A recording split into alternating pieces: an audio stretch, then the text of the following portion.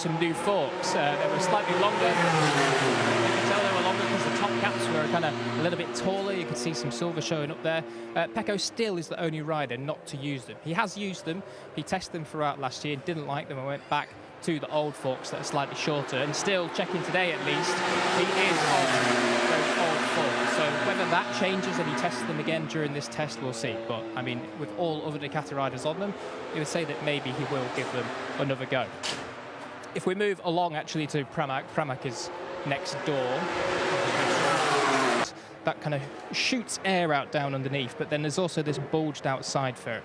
Usually you would see in Ducati setup last year that would extend all the way to the front and you wouldn't have this. But now they have this kind of half and half both world setup.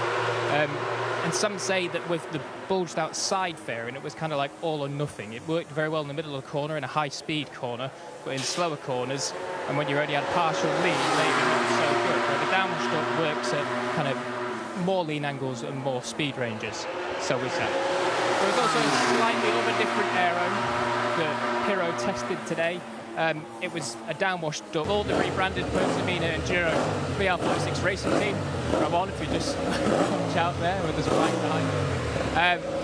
Digia, again, nothing to see here other than just he's working on his bike and on his setup. We know that Digia already commented that the way to brake with the 23 before the session runs down, so we've got about 6.5 minutes left. What these guys don't have is the kind of update that was brought to the numbers last year.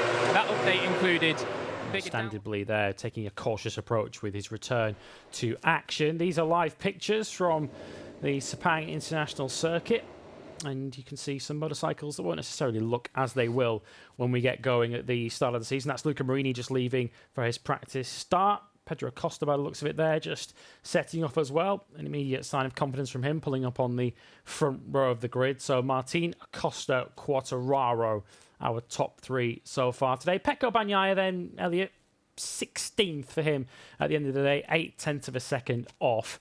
I don't think anybody at Ducati or anybody following Ducati will be sounding the alarm bells just yet, because as we've seen in previous years at these pre-season tests, the plan and the chart of potential tasks for the factory team versus, for instance, Grassini or indeed VR46 with the fettled year-old bike, their list of to-do list, the list of tasks, very, very different. Yeah, exactly that. And like we say, this sort of first day, especially the first morning speeds, and then towards the afternoon they'll have been testing different things. But yeah, a quiet day for Pecco in terms of the timesheets, 0.8 off P16, but they won't be concentrating on that. It's sort of tomorrow and the end of the test where the times will be more analysed by people like ourselves and the team. Pecco, like we say, crashed on his first lap. So not the best of days, but not a disaster by any means. We're looking at Marco Bezzecchi here, and we were briefly shown this motorcycle in pit lane when we crossed over to Jack Gorst. I feel like I should owe the viewers an apology for not warning you to turn the colour contrast down on your TVs before we showed the highlighter pen livery of Marco Bezzecchi in the Pertamina Enduro VR46 team. Here's his teammate Fabio Di Gianantonio.